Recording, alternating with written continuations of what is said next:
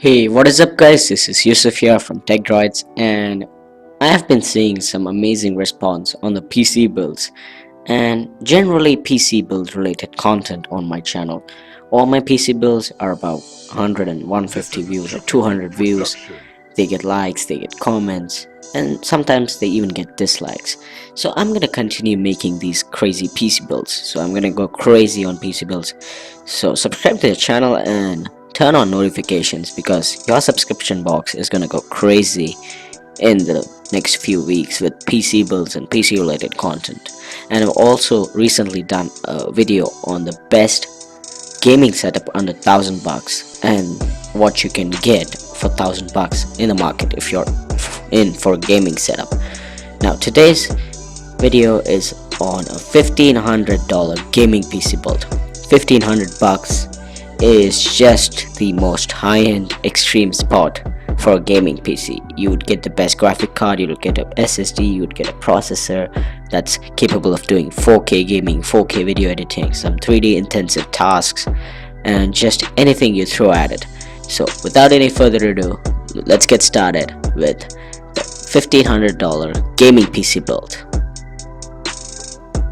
So when you go above $1,000, you have more money to spend on the case. So in this case, I went with the NZXT S340 in black, and that looks beautiful. Gorgeous case, glossy black finish, and the NZXT S340 is undoubtedly one of the best looking and most functional cases in the PC building community. You ask anyone and you'll get good reviews. It looks good, it looks minimal, has a clear glass plate, has some compartments for cable management, and looks really stunning. And in this case it costed me $79 for the black variant on Amazon.com. It's linked below, and as well as all the parts mentioned in this video. So for the case I went with the NZXT S340 in black. Now for the CPU, it was a no-brainer. I went with the Intel Core i7-6700K unlocked Skylake LG1151. It is a quad-core chip with 4 GHz of speed, and it's of the Skylake architecture. I know that the 7th generation is hitting the market, but again, the Core i7-6700K is unarguably one of the best processors for gaming, video editing, or any task you throw at it.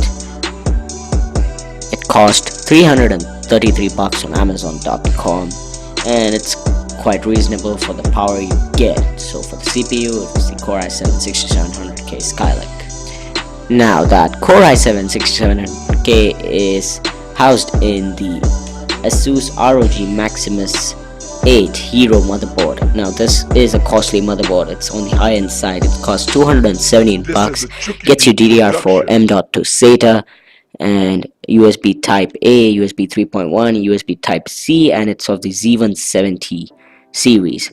This is a really good motherboard, and it also opens the door for some overclocking. So I have a CPU cooler in this video, so overclocking will be a breeze in this PC build to get you some extra performance in gaming and editing as well. For RAM, I went with the CORSAIR Vengeance LPX 16GB 2x8GB sticks. Now dual channel RAM is always better than a single DIMM, as it gets you faster performance in pretty much any task you do on your PC. Costs $89. Now that is on the high end side. That's because it's clocked at 3200 MHz, and that is a higher speed, and it's the LPX from CORSAIR Vengeance for the memory. Now for the hard drive, I went with the Seagate 2TB hard drive. Costs only $78, and 2TB, it's good for the secondary storage where you want to shove stuff out of pen drives and CDs and stuff. But yeah, SSD is coming. Now in terms of SSD, I went with the Samsung's 850 EVO 500GB 2.5-inch SATA 3 SSD. Costs $156. I know it's on the high end side, but an SSD is always worth it in any kind of PC. It may be gaming, editing, or 3D intensive tasks or anything. SSD is going to help you. It's going to make your computer boot up faster, programs are going to load faster, games are going to run smoother, more FPS, more editing performance, and just can go on and on with the advantage of an SSD in a PC. It is costly, but it gets you the power. So it's the Samsung 850 EVO 500GB. Now I have actually noticed today that I've never included a SSD in any of my PC builds, so this is the first time, and now I'm gonna make a note to include SSD if the budget is right. Now to cool that Core i7 6700K, I went with the Cooler Master Hyper 212 EVO 120mm fan. Now this is a really good cooler. It will route the airflow and keep your Core i7 beast cool when it's under load, and it's probably enough for even overclocking as well. But don't overclock too much. If you want to overclock to an extreme limit, then you might go for some other beefier coolers like the Dark Rock coolers or the Be Quiet coolers or the Corsair coolers, or even consider a liquid cooler.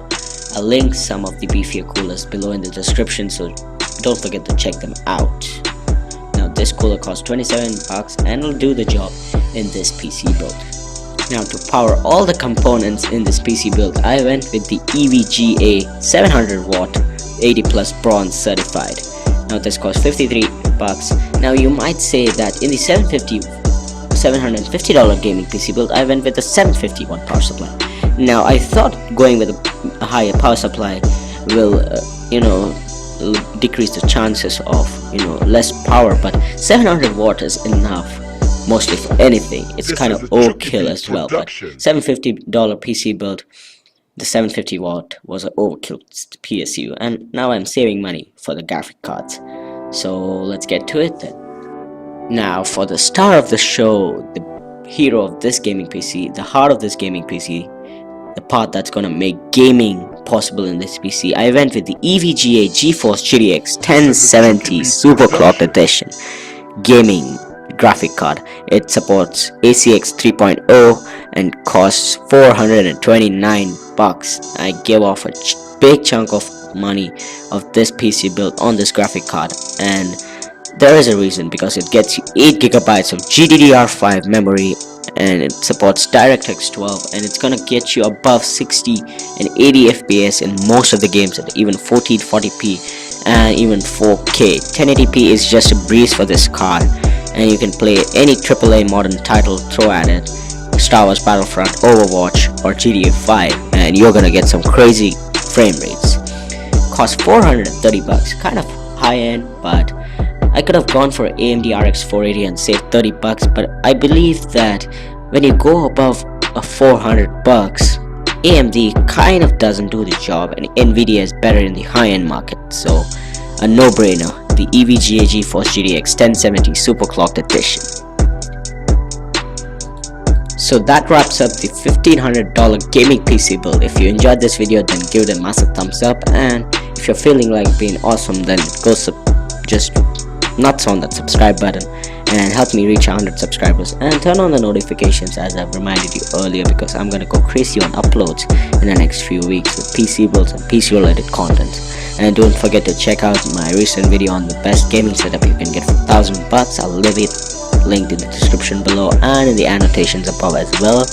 So without any further ado, this is Yusuf from TECHDROIDS, and I'll catch you guys in the next one.